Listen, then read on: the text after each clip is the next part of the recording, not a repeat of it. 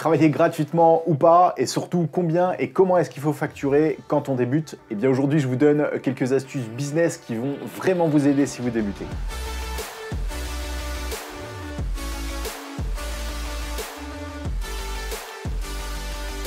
Salut à tous et bienvenue dans Lumétrie, j'espère que vous allez tous très bien, je suis content de vous retrouver aujourd'hui pour une nouvelle vidéo. Ceux qui découvrent la chaîne, eh ben, bienvenue à vous. Dites-moi surtout en commentaire, vous le savez, à la fin de la vidéo, si ça vous a plu. Il n'y a que comme ça que je peux savoir si ce genre de vidéo vous plaît. Et puis en plus de ça, ça fait super plaisir à chaque fois d'échanger avec vous. Alors, je sais parfaitement ce que vous êtes en train de vivre maintenant, car quand je suis arrivé à Montréal il y a quelques années, il y a maintenant 4 ans, j'avais aucun contact, aucune connaissance dans une nouvelle ville, un nouveau pays avec des nouvelles règles, des nouveaux codes de vie. Et en plus de ça, j'avais jamais envoyé un seul devis puisque, comme certains d'entre vous le savent, je n'ai pas fait d'école de commerce et je n'ai pas non plus de formation de business à la base à l'école. Donc, je suis vraiment parti de zéro. Et c'est pour ça que je partage avec vous quelques méthodes que j'ai mis en place au fur et à mesure du temps pour réussir à vivre aujourd'hui pleinement de la vidéo. Avant de commencer, cette vidéo, elle est sponsorisée et elle est sponsorisée par Artlist. Artlist, c'est un partenaire, vous le savez, avec qui je travaille depuis longtemps. Pourquoi? Eh bien parce que déjà c'est un site de qualité et si vous voulez travailler en tant que pro, il va vous falloir absolument un site sur lequel vous allez prendre vos musiques parce que les musiques libres de droit, vous le savez, ça fonctionne pas si vous voulez facturer un client. Donc Artlist aujourd'hui c'est clairement le meilleur choix d'un point de vue prix et puis d'un point de vue qualité. Sur Artlist vous allez pouvoir trouver une variété de musique sans limite. En plus de ça ils ont une galerie de sound design qui est vraiment génial avec énormément de sound design, donc c'est vraiment le top. Le prix, clairement c'est imbattable. Sur Artlist, vous avez qu'une seule licence qui vous permet de couvrir la totalité de votre production. Et si un client veut utiliser la vidéo pour la poster n'importe où, grâce à cette licence-là, vous allez pouvoir sans problème, donc pas de prise de tête. Et si vous voulez en savoir plus, je vous ai mis un lien d'affiliation. Si vous cliquez sur le lien, moi je vais recevoir une commission et puis vous en échange, vous allez avoir 2 mois offerts. Donc on reprend, maintenant la question c'est de savoir est-ce qu'il faut travailler gratuitement ou pas. Alors je sais bien que ce sujet-là, ça va faire grincer des dents, mais la différence, c'est que je parle de quelque chose de vécu, c'est-à-dire que je connais parfaitement ce que vous vivez là actuellement parce que je suis passé par là. La première chose, si vous allez voir un client, il va forcément falloir que vous ayez quelque chose à lui montrer, que ce soit des vidéos de vacances ou même d'autres projets perso. Donc ici, vous allez avoir 2 options, celle de trouver un accord, donc une rémunération. Ça va d'ailleurs être clairement la meilleure option pour vous, car vous allez être payé pour un travail que vous allez produire et en plus de ça, c'est tout à fait normal. Mais en réalité, je le sais très bien, quand on débute, ça se passe pas forcément comme ça quand on rencontre un client. Et si un client vous propose seulement 500 €, c'est rien du tout pour réaliser une vidéo, peu importe le temps que vous allez passer, bien sûr dans la mesure du raisonnable, mais moi je vous conseille vraiment d'accepter cette offre parce que ça va vous permettre d'obtenir 2 choses. La première, ça va être de montrer à vos futurs clients que vous avez déjà travaillé avec un client par le passé. Et en plus de ça, vous allez quand même gagner un peu d'argent pour la vidéo que vous allez produire.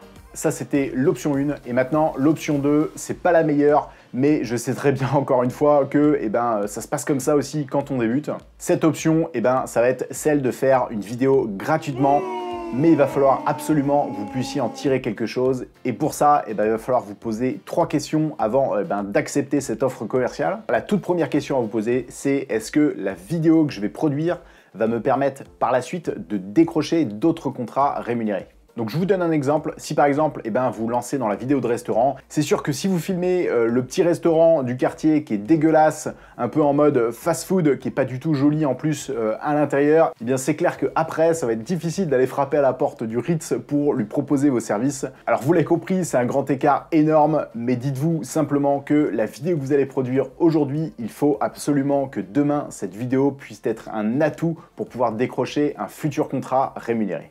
La deuxième question à vous poser, si vous avez décidé de faire une vidéo gratuite pour un client, il va falloir déterminer la durée et le temps de tournage nécessaire pour produire cette vidéo.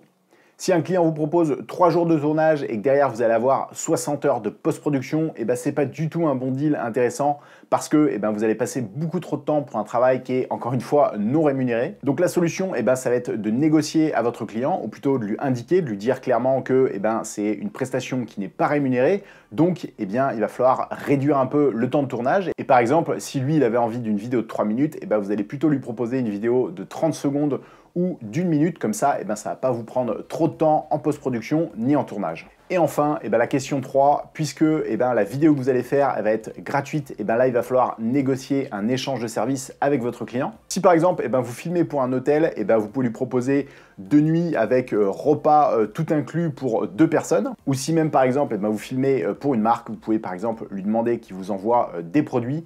C'est d'ailleurs mon cas quand j'ai commencé mes tout premiers clients, c'était ça, j'avais envie de faire une vidéo un peu plus sport et j'ai fait une vidéo pour une marque qui s'appelle Rurock et je devais leur produire une vidéo en échange de 3 casques. Moi j'avais besoin de 3 casques pour le ski, donc un pour moi, un pour ma femme et puis un autre que j'avais prévu de revendre et donc je l'ai revendu. Comme ça, ça m'a permis indirectement d'être rémunéré. Donc vous l'avez compris, l'idée ça va être de trouver un échange qui soit gagnant-gagnant pour vous et votre client.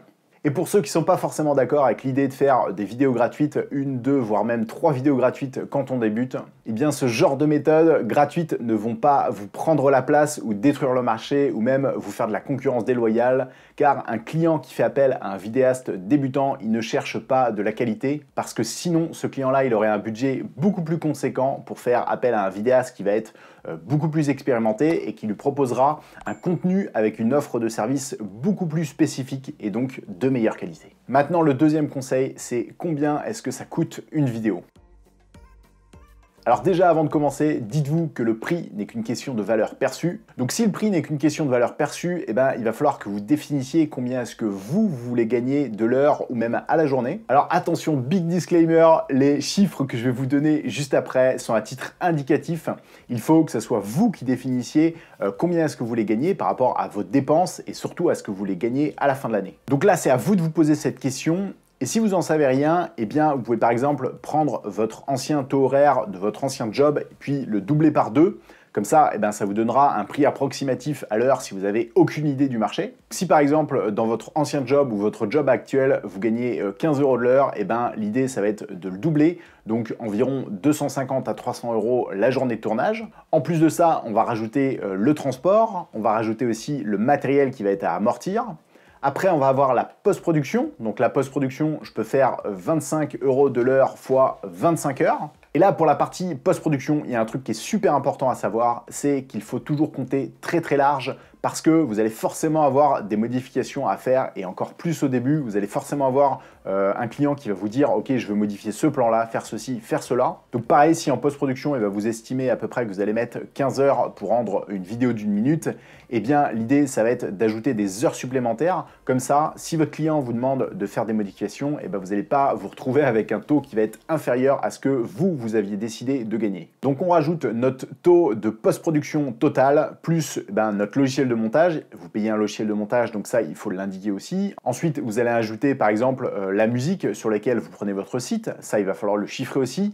Et ensuite, vous pouvez chiffrer par exemple votre ordi, vos disques durs que vous allez utiliser. Et après, vous pouvez chiffrer en fin de compte tout ce que vous utilisez, tout ce qui va être nécessaire pour produire la vidéo.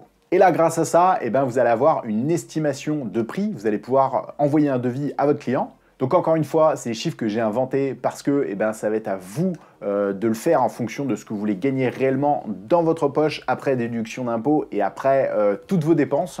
Donc là, il va falloir que vous preniez une feuille de papier et que vous listiez toutes vos dépenses. Et puis en plus de ça, vous faites votre calcul en fonction des taux horaires que vous avez envie de gagner. Et puis comme ça va vous permettre de sortir un devis pour un client.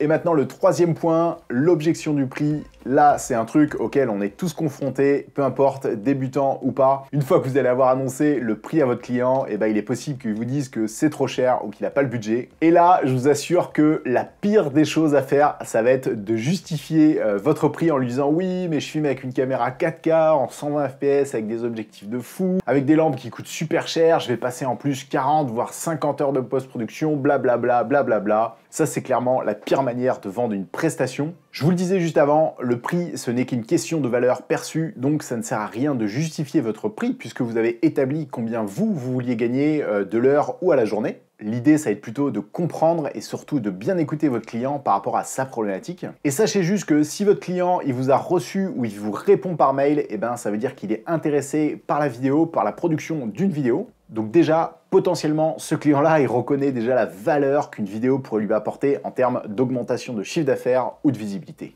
Donc là, ça va être clairement à vous d'essayer de creuser pour avoir le maximum d'informations pour engager une discussion avec votre client en lui posant tout simplement la question ou plutôt en répondant à son objection par Monsieur le client, pouvez-vous m'expliquer pourquoi est-ce que vous trouvez que c'est trop cher? Et là, miracle, je vous assure que ça fonctionne à tous les coups. Vous allez avoir plein de réponses qui vont sortir de la bouche de votre client. Donc pour résumer ce que je viens de dire, ne cherchez pas à justifier votre prix, mais essayez plutôt de comprendre la problématique de votre client pour lui apporter des solutions.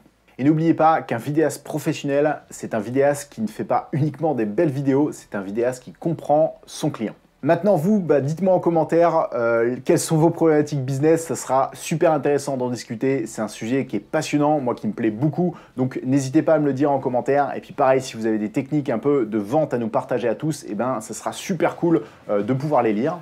Moi, en tout cas, ça m'a fait super plaisir de partager ces conseils business avec vous. On se retrouve dans quelques jours pour une prochaine vidéo. D'ici là, portez-vous bien et faites des vidéos.